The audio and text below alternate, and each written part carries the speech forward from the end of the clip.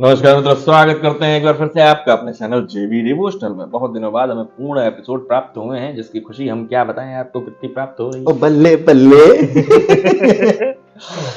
फिलहाल बात करते हैं अगर पिछले एपिसोड की, तो पिछले एपिसोड में हमने एक दिव्य दर्शन देखा कि किस प्रकार से शनिदेव को अष्ट सिद्धियां प्राप्त हुई सूर्यदेव द्वारा, लेकिन शारीरिक नहीं। वो भी शनिदेव की इच्छा हेतु कि उन्हें क्या क्या चाहिए। एक एक करके उन्होंने अपनी सारी शिक्षा ग्रहण की, सारी शिक्षाओं का कारण भी बताया कि मुझे कौन सी जो शिक्षा है किस लिए चाहिए और किस लिए चाहिए, किस चीज का दमन करना है या किस चीज को सबसे ऊपर सर्वाधिक बनाना है। अच्छा, एक बार के लिए तो हमारे इंद्रदेव आश्चर्यचकित हो गए थे कि दोनों को अगर समान ऊर्जा प्राप्त हो जाएगी या समान सिद्धि प्राप्त हो जाएगी, हम क्या करेंगे, हमारा तो जितनी भी योजना वो विफल हो जाएगी, फिर से फेल। लेकिन कहीं ना कहीं मंतव्य सबका रह गया। हनुमान जी का भी मंतव्य रह गया, शंकर भगवान का भी मंतव्य रह गया, इंद्रदेव का भी मंतव्य रह गया। हाँ।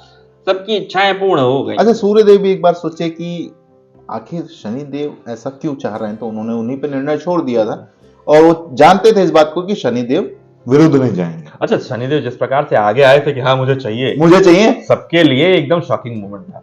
फिलहाल महादेव ने एक टिप्पणी की है बाल गणेश, हनुमान जी और शनिदेव की मित्रता के ऊपर की भी इस मित्रता की एक परीक्षा आने वाली, परख होने वाली है। जैसा कि हम जानते हैं कि कठिन परिस्थितियों में ही मित्रता की पहचान होती है। देखते हैं क्या होता है आगे। तो बिना विलंब के शुरू करते हैं एपिसोड 190 पार्ट 2।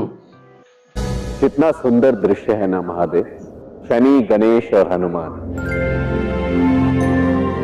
तीनों साथ,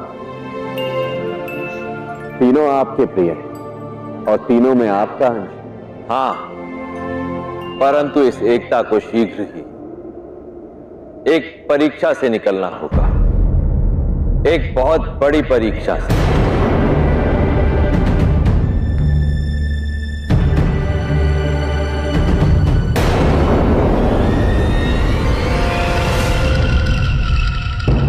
ये राहु ही हो सकते हैं भाई, ऐसा एंगल तो निकले दिया जाता है।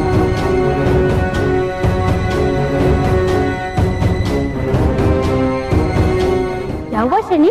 कुछ एक अशुभ ऊर्जा की उपस्थिति अनुभव हुई है काकुल। आभास हो रहा है कि कुछ बहुत ही अशुभ घटने वाला है।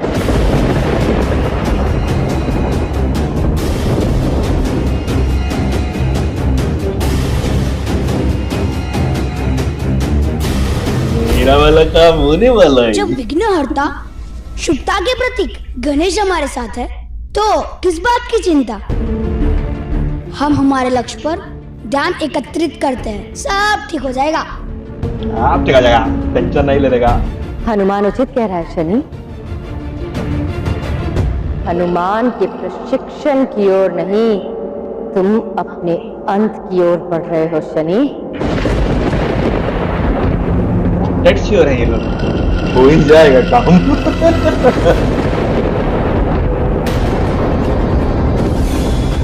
ये यहाँ सूर्यलोक में, यदि इसे यहाँ किसी ने देख लिया तो उन्हें संदेह हो जाएगा कि हम फिर से मिलकर कोई षड्यंत्र रच रहे हैं। राहु ही है। शांत देवी शांत, उत्तेजित होने से कोई लाभ नहीं होगा। आप शनि और हनुमान पर दृष्टि रखिए, मैं इसे संभालता हूं। राहुल कितनी बार आते हैं, नई एंट्री दी जाती है राहुल वैसे। आपके मार्गदर्शन के लिए धन्यवाद देव। मेरे इस सफलता में आपका बहुत बड़ा योगदान है। सफलता का आधार व्यक्ति का परिश्रम और उसकी योग्यता होते हैं हनुमान, और इस कार्य में मेरे अतिरिक्त शनि का भी बहुत बड़ा योगदान है। शनि कहाँ है? शनि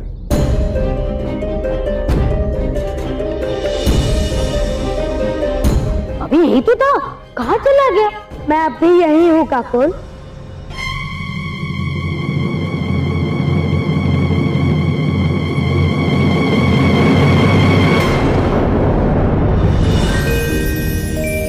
ओहो हो,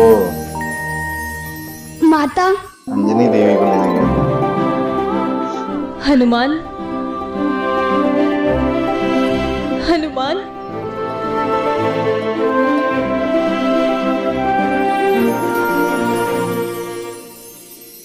संतान की शिक्षा का आरंभ माता के जीवन में एक महत्वपूर्ण घटना होती है हनुमान। अब अपनी माता को अपने आचार्य से नहीं मिलवाओगे हनुमान? मीटिंग चल रही भाई। आचार्य, ये मेरी माता है। इन्हें सदा चिंता रहती थी कि उनका पुत्र कभी ज्ञानी बन पाएगा कि नहीं। मैं कहता था ना माता कि एक छोटा द्वार बंद होता है तो एक बड़ा द्वार खुल भी जाता है। मैं आपकी आभारी हूं देव। धन्य भाग मेरे, जो आप मेरे पुत्र के गुरु होंगे। इस उपकार के बदले यदि मैं अपना संपूर्ण जीवन भी समर्पित कर दूं तो कम है। मैंने कोई उपकार नहीं किया, ये सब हनुमान की लगन का परिणाम है।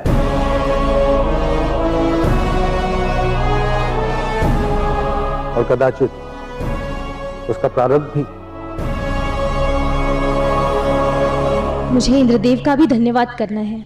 उन्होंने मुझे दिया हुआ वचन पूर्ण किया। कहाँ है वो?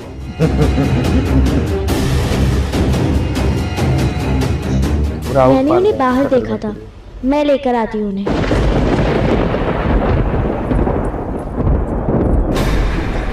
मम्मी देख लेंगी लग रहा है। ये देख क्या हुआ लिए चेहरों के भाव पढ़ लिए। आप अचानक चिंतित क्यों हो गई? नहीं नहीं, मैं क्यों चिंतित होंगी? तुम यहाँ क्या कर रहे हो? यदि किसी ने देख लिया तो अनर्थ हो जाएगा। अनर्थ तो अब होकर ही रहेगा इंद्रदेव। प्रथम बार जब हनुमान ने मुझ पर प्रहार किया तो आपने मुझे रोका, ये कहकर कि हनुमान को शनि के विरुद्ध करेंगे, परंतु ऐसा होते दिख नहीं रहा मुझे। हनुमान को शनि के विरुद्ध करते करते आप उसे अधिक शक्तिशाली बनाने पर तुल गए।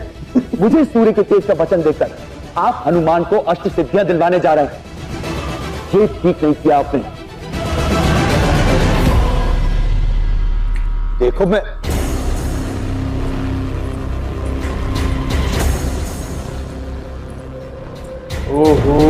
सावधान करता हूं राहु,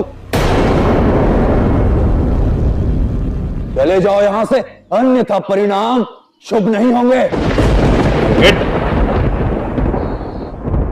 इंद्रदेव, राहु यहाँ?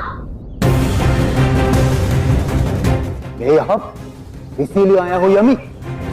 मैंने राहु को छिपकर सूर्य लोक में प्रवेश करते देख लिया था, और अब ज्ञात हुआ कि ये हनुमान की शिक्षा में विघ्न डालना चाहता है। ये हनुमान से प्रतिशोध लेना चाहता है, क्योंकि एक बार हनुमान ने इसकी बहुत बुरी दशा कर दी थी। मूछ बांध के धरती घुमाई।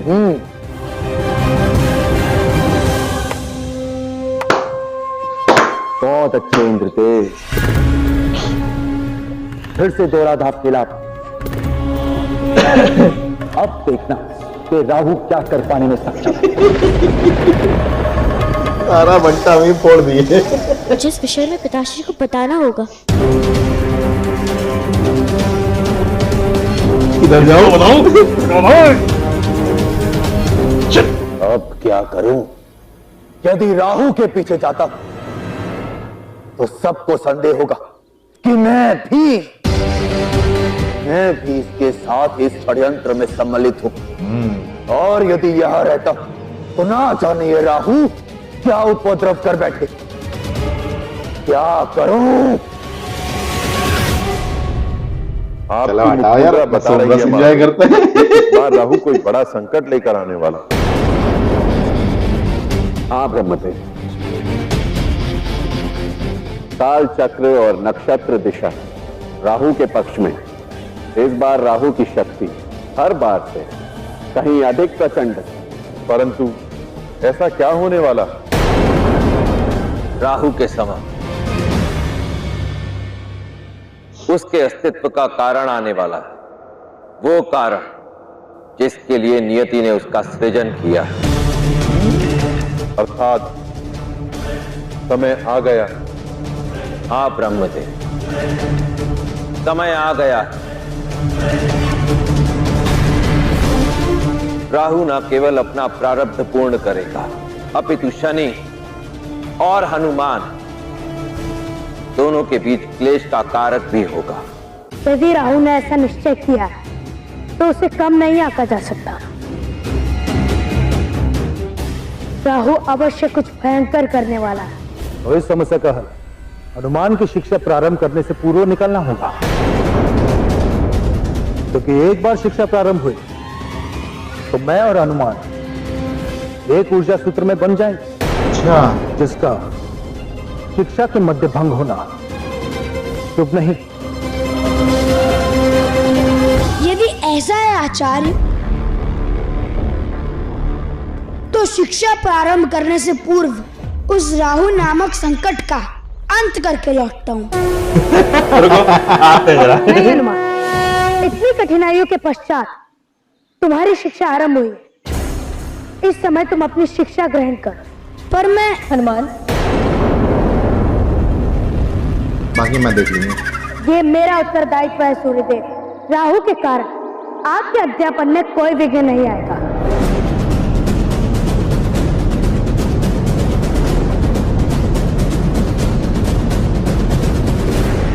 अच्छा, इस सीरियल मुझे एक चीज अजीब लगती है। ब्रह्मदेव हमेशा क्वेश्चन पूछते रहते हैं और महादेव और भगवान नारायण उनको उत्तर देते रहते हैं। आपस में बात करनी पड़ेगी, क्या करेंगे। अजीब दिखा रखा है भाई। देखिए, ऐसा नहीं है। दरअसल है क्या कि जिससे रचना करनी है उसके मन में, जैसे आप आर्किटेक्ट के पास जाते हैं तो आर्किटेक्ट से आप जब तक अपना व्यू प्लान नहीं बताएंगे कि आपके पास प्लानिंग क्या है एग्जैक्टली, तब तक वो रचना नहीं कर पाएगा। इसी तरीके से ब्रह्मदेव का इसमें देख सूत्र दे रखा है कि ब्रह्मदेव को जिस प्रकार से सृष्टि में जो कुछ भी संरचना करना होता है, जो भी रचना करनी होती है, जब तक उसका व्यू प्लान महादेव उनको नहीं बताते और एग्जीक्यूशन नारायण देव नहीं कर लेते, तब तक वो सफलतापूर्वक हो ही नहीं सकता और किसी एक के कार्य नहीं है। ये तीनों के कार्य हैं। अच्छा, एक भगवान की बड़ी अच्छी सी डेफिनेशन है कि भगवान है कहां पे या भगवान कौन है। तो जिस तरीके से एक बिग बैंग की थ्योरी है कि हाँ, एक बहुत ही छोटे आकार से ब्रह्मांड शुरू हुआ है, ऐसा माना जाता है कि यदि कोई समय रेखा है तो भगवान उस समय के पार है। जब तक इन चीजों से बाहर कोई नहीं बैठा है तब तक वो भगवान नहीं हो सकता। जिस तरीके से काल चक्र आगे बीतने वाला है और ये तीनों लोग आपस में उस चीज की बातें कर लेते हैं, तो कहीं ना कहीं ये लोग काल चक्र से बाहर है। अच्छा, इस थ्योरी को समझना है तो आप लॉकी सीरीज देख सकते हैं। हाँ, अच्छा दिखाया, अच्छा दिखाया, अच्छा दिखाया। फिलहाल बात करते हैं बीते हुए एपिसोड में। तो जिस प्रकार से राहु की एंट्री दी गई है, एकदम ताबड़तोड़ मुझे मजा वहां आया यार। वाह, क्या एक्टिंग कर रहा है। एक्टिंग कर रहा है, वाह एक्टिंग कर रहा है। फिर से आपने अपना दोहरा स्वभाव दिखाया इंद्रदेव। अब मैं देखता हूँ, मैं अपना कार्य चालू करता हूँ। मैं रुका, मैं अपना काम करता हूँ। देखते हैं किस प्रकार से शनिदेव और बजरंगबली में टूट पड़ेगी या क्या होगा, किस प्रकार से ये मित्रता शत्रुता में बदलेगी या इसमें खटास पैदा होगी, ये तो एपिसोड ही बताएंगे। पर फिलहाल इस एपिसोड से हमें लेना होगा शीघ्र ही विदा। मिलेंगे आपको नए एपिसोड के साथ, तब तक के लिए राधे राधे।